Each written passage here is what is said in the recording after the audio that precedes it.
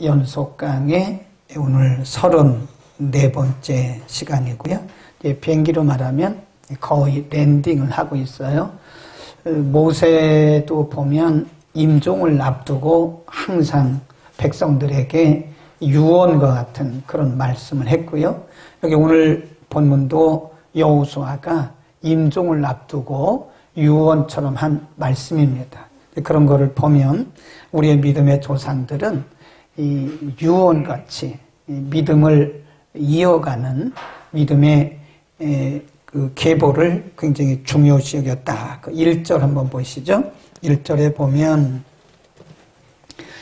여호와께서 이스라엘의 사방 대적을 다 멸하시고 안식을 이스라엘에게 주신 지 오랜 후에 여호수아가 나이 많아 늙은지라 여호수아가 온 이스라엘 곧 장로들과 두령들과 재판장들과 유사들을 불러다가 그들에게 이르되 나는 나이 많아 늙었도다. 그러면서 이제 이들을 불러다가 유언처럼 신앙적인 권면을 하고 있는 겁니다. 거기 보면 2절에 나오는 이분들 장로들, 두령들, 재판장들, 유사들 다 지도자들이죠. 백성의 지도자들에게 여호수아가 굉장히 중요한 권면의 말씀을 해요. 이런 걸 보면 모세도 그랬고 여호수아도 그랬고요. 끝까지 그 생명이 다한 날까지 끝까지 자기 사명을 다하더라고요. 이제 보면 우리가 그 인생이 처음도 좋아야 되고 중간도 좋아야 되고 마지막도 좋아야 되는데요. 마무리를 잘해야 될 것 같아요. 마무리. 제가 항상 얘기하잖아요. 비행기도 랜딩을 잘해야 되거든요. 이게 착륙을 잘못하면 사고 나요. 우리 신앙생활에 있어서 랜딩이 참 중요한 것 같아요. 마지막 마무리를. 이게 잘못하면 우리가 나이가 들면 이제 그 의식도 점점 약해지고 생각하는 것도 점점 흐려져요. 분별력도 흐려지니까 나중에 가보면 그렇게 젊었을 때 신앙생활도 잘하시고 젊었을 때 사역도 잘했던 분들이 마지막에 가서 이렇게 흐려지거나 마지막에 가서 흐지부지 되고 이 착륙을 잘 못하는 경우를 가끔 보거든요. 이 모세도 그랬고 여호수아도 그랬고 우리가 보면서 이분들은 끝까지 잘하셨구나. 그러니까 내 사명 다 했으니까 나는 이스라엘 백성들을 데리고 요단강 건너 물론 여호수아가 한 건 아니지만 요단강 건너서 가나안 정복하고 가나안 땅 다 분배했으니까 내 할 일 다 했다. 그리고 손 놓은 게 아니라 끝까지 그 지도자들을 불러서 앞으로 내가 죽은 이후에 여러분들은 어떻게 해야 되는가에 대해서 신앙적 유언을 하고 있는 것 같아요. 이런 말씀을 보면 우리가 개인적으로도요, 우리 자녀들에게 이 신앙 개선을 바톤 터치를 잘해둬야 될 것 같아요. 바톤 터치를. 네. 이렇게 보면 이 목회자들도 보면 말이에요. 이제 은퇴를 하잖아요. 은퇴를 하는데 그 후임자들에게 목회를 이렇게 그 후임자라고 그러잖아요. 그 목회 사역을 물려주고 나서 어떤 경우에 보면 교회가 더 부흥되는 경우가 있고 우리 한국교회 같은 경우는 제가 볼 때 10교회 중에 6, 7교회는 반드시 충돌이 일어나요.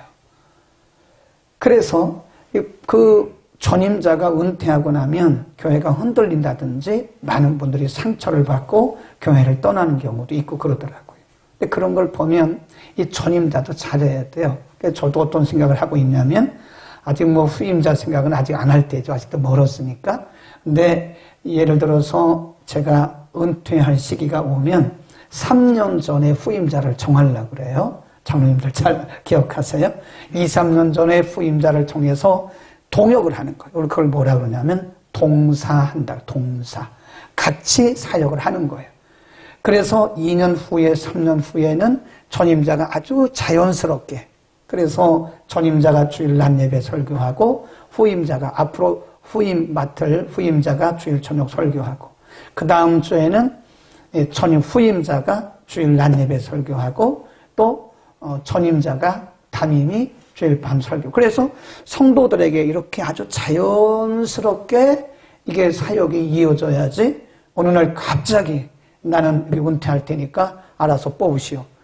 그러면 그건 무책임하다고 생각을 합니다. 그러면 제가 볼 때 그 교회는 틀림없이 굉장한 혼란과 무질서 때문에 한 2, 3년 정도는 많은 사람들이 상처를 받아야 되고 교회를 떠날 경우도 있다. 교회는 그렇고요. 그 다음에 우리 자녀들에게도 부모들은 반드시 믿음을 계승할 준비를 해야 되는 거예요. 그렇지 자녀들에게 신앙적인 부탁과 권면을 해야 된다는 거예요. 그래서 이렇게 보면요, 어떤 가정은 부모가 돌아가시고 나서 신앙이 완전히 무너지는 가정도 봤어요. 형제들이 신앙이 무너져요. 부모가 돌아가시니까. 어떤 가정은 부모가 돌아가시고 나서 신앙이 더 이렇게 성장하고 성숙하는 것도 봤어요. 그러니까 부모의 책임인 거예요.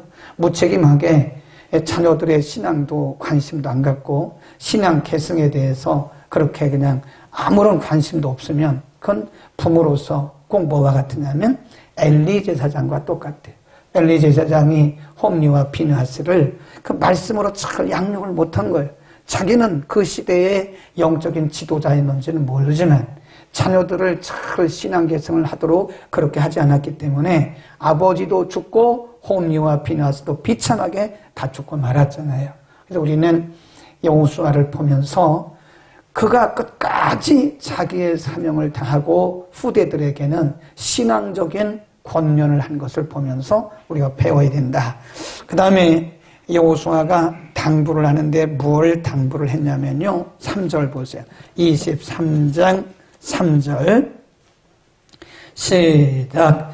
너희 하나님 여호와께서 너희를 위하여 이 모든 나라에 행하신 일을 너희가 다 보았거니와 너희 하나님 여호와 그는 너희를 위하여 싸우신 자니라. 그러면서 어떻게 하나님이 그들을 여기까지 인도하셨는가 5절까지 쭉 말씀해요. 3절 끝에 보면 여호수아가 뭐라고 얘기하냐면 여호와 하나님 여호와 그는 너희를 위하여 싸우신 자다. 그러니까 잘못 생각하면 지도자들이요 자기 공로로 말하기 쉽거든요.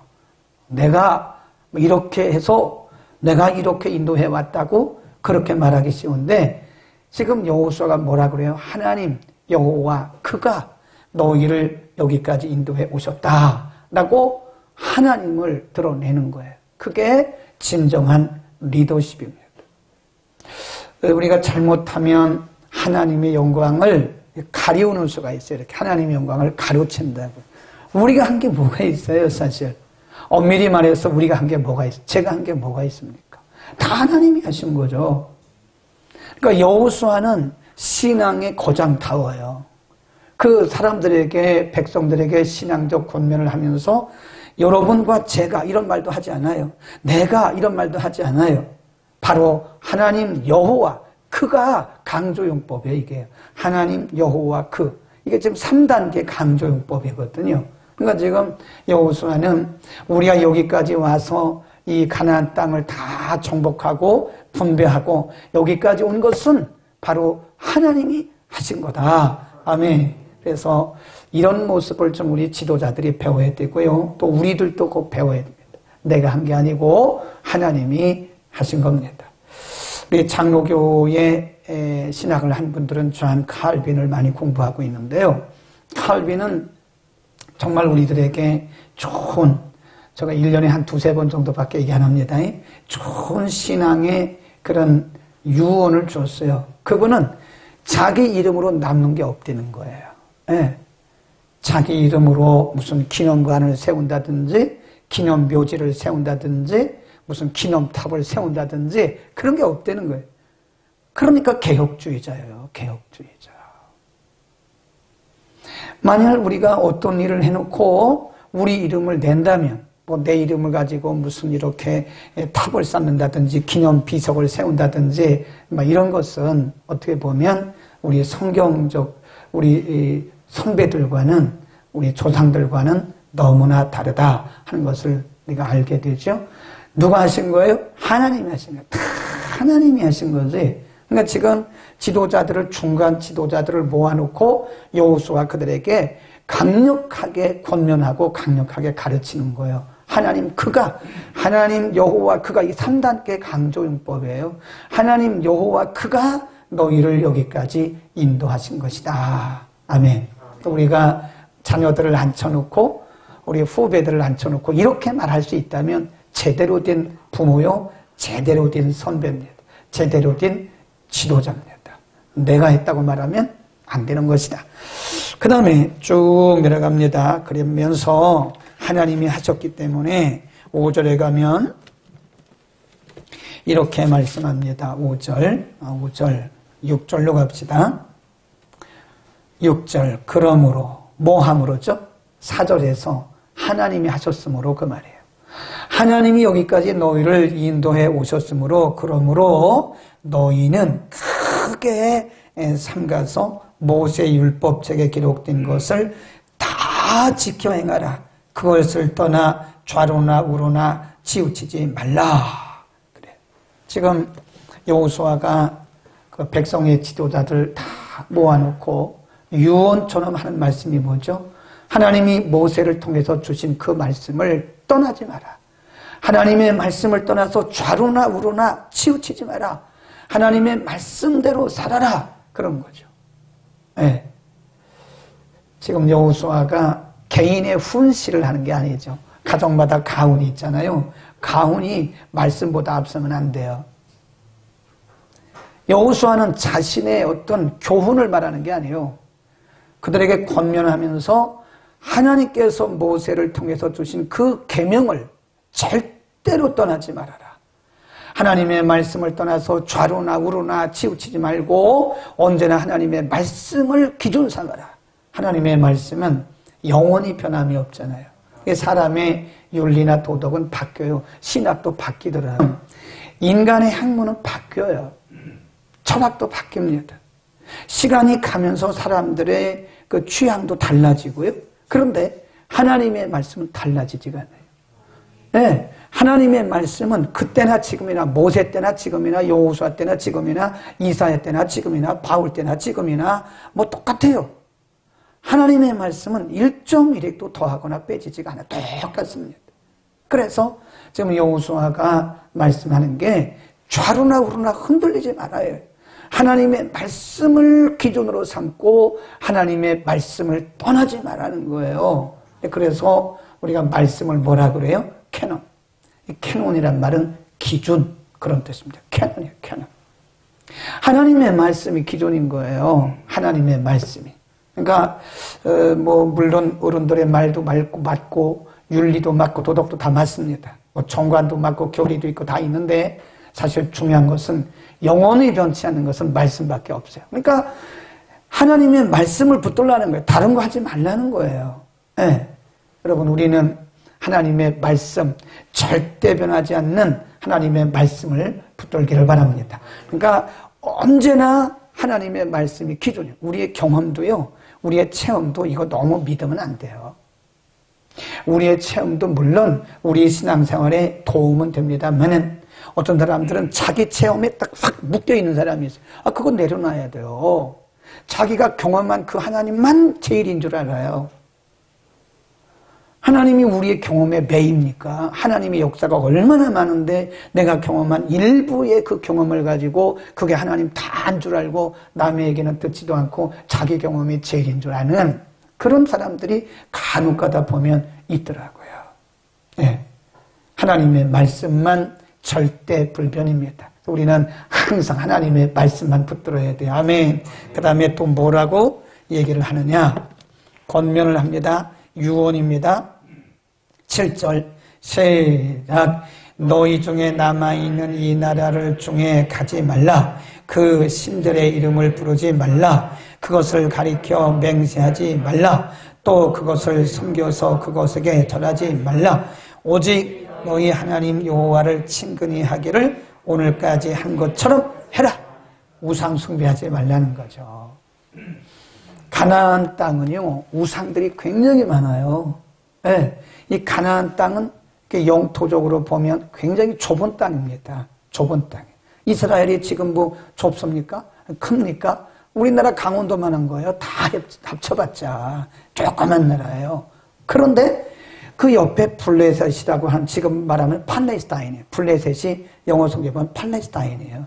지금 우리가 팔레스타인 거잖아요. 그게 블레셋의 후예들인 거예요. 그러니까 항상 옛날부터 아브라함 때부터 이 블레셋과 이스라엘은 공존해, 지금도 공존하고 있는 거예요. 이 사람들은 이방신을 섬기는 거예요. 항상 그 옆에서, 그 옆에 가면 모압 있죠, 암몬 있죠, 여러 나라들이 있으면서 그들에게 많은 영향력을, 신앙적 영향력을 주는 거예요. 굉장히 많습니다. 여러분, 그 네팔을 한번 가보세요. 나중에 코로나 끝나고 나면 네팔은 한번 가볼만 해요. 히말라야도 한번 등반도 해보고, 예, 제가 네팔 여러 번 갔었는데, 네팔 카트만두에 딱 내리면요, 막 머리가 지근지근합니다.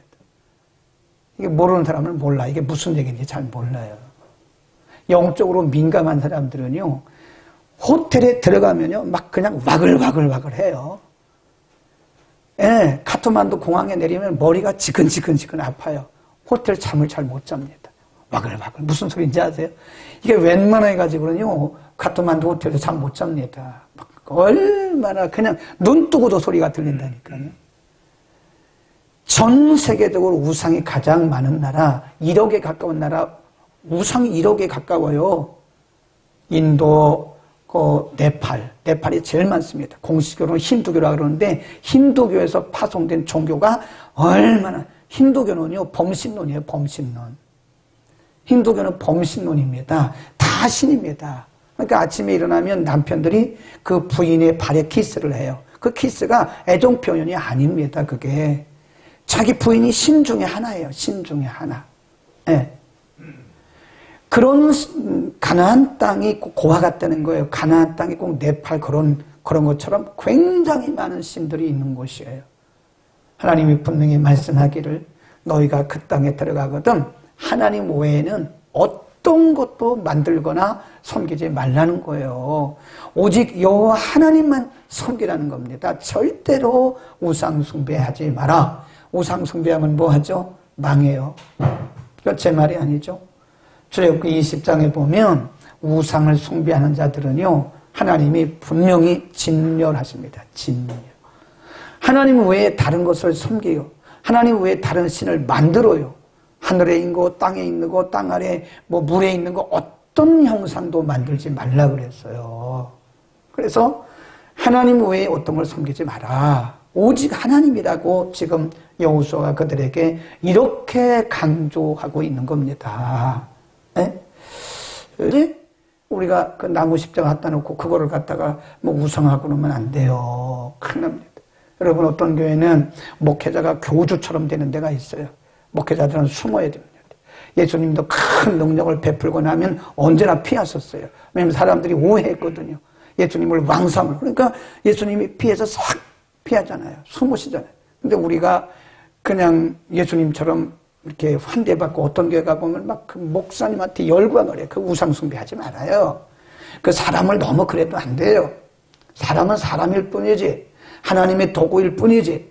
뭘 그렇게 사람을 갖다가 그냥 막 우리는 참 다행인 게 그런 사람이 한 사람도 없어요. 장복자 집사님을 포함해서. 정말 다행인 거예요. 제가 이렇게 목회를 끝까지 할 수 있는 것은 그런 사람이 없다는 거예요. 너무 감사해요. 너무 목사님 그러면 잘못하면 제가요 큰일 나요. 뭘 제가 대단하다고 뭘 저한테 목사님 그럽니까? 별것도 아닌데. 이거 그래요. 무슨 벌써 이게 이상한 거예요. 평범하게 살아요. 아주 자기가 무슨 교주인 것처럼 다 하얀 양복 입고 와서 이러고 말이야. 됐다고 이러고. 완전히 김정일 같아요. 우상 숭배하지 마세요. 하나님 외에는, 예수 그리스도 외에는 누구도 그런 대접을 받으면 안 돼요. 우리가 사람을 우상하지 말라는 거예요. 공산주의가 왜 무서워요? 그게 하나의 정치 어떤 이념을 가장한 우상이라니까요, 그게요. 우상입니다. 신격하잖아요. 그게 우상 아닙니까? 예. 네. 우리는 지금 여호수아가 죽기 전에 지금 이 지도자들을 모아놓고 영적인 권면을 하는 거예요. 이 가나안에 있는 어떤 신에게도 가지 마라. 어떤 신도 믿지 마라. 만들지도 마라 이거예요. 아멘. 70년생 그러는 거지. 하나님 외에는 누구도 우리가 숭배해서는 안 되는 거예요. 사람도 숭배하면 안 되고 하나님 외에 어떤 것도 우리가 의지하거나 경배하면 안 되는 것입니다. 아멘. 그 다음에 8절입니다. 8절 했고요. 그 다음에 쭉 내려가서 이제 경고합니다. 경고하기 전에 굉장히 중요한 말씀이 하나 있는데요. 그 약속입니다. 10절, 11절. 시작. 너희 중 한 사람이 1000명을 쫓으리니 이는 너희 하나님 여호와 그가 너희에게 말씀하신 것 같이 너희를 위하여 그러므로 스스로 조심하여 너희 하나님 여호와를 사랑하라. 하나님을 사랑하고 말씀 중심으로 살고 우상을 숭배하지 말고 언제나 하나님 붙들고 살아가면 하나님이 복을 주시는데 너희 한 명이 몇 명을 너희 한 사람이 몇 명을 쫓는데요? 1000. 일당 1000이에요. 일당 1000. 하나님이 그렇게 힘을 주시고 능력을 주신다는 거예요. 네. 여러분 하나님은요 말씀대로 사는 자에게 반드시 보상해 주십니다. 우리가 당연히 예수 믿고 구원받고 하나님 우리 자녀 삼아 주셔서 말씀대로 살고 하나님의 뜻대로 사는 것은 당연한 거죠. 그죠? 당연한 거라. 당연한 거. 그런데 하나님은 참 감사하게도 우리가 말씀대로 살고 하나님 중심으로 살면요. 시간 문제이지 하나님 반드시 보상해 주십니다. 보상해 주세요. 우선 당장은 말씀대로 살고 하나님의 뜻대로 살고 살아가면 조금 구태연하게 보이고 어떻게 보면 조금 뒤지는 것처럼 보이고 보여요. 그런데 시간 문제이지 하나님 말씀대로 살면 하나님이 분명히 축복하십니다. 일시적으로 얻는 그런 유익 때문에 우리가 타협하고 진리를 팔아버리면 우리는요 비겁한 성도가 되는 거예요.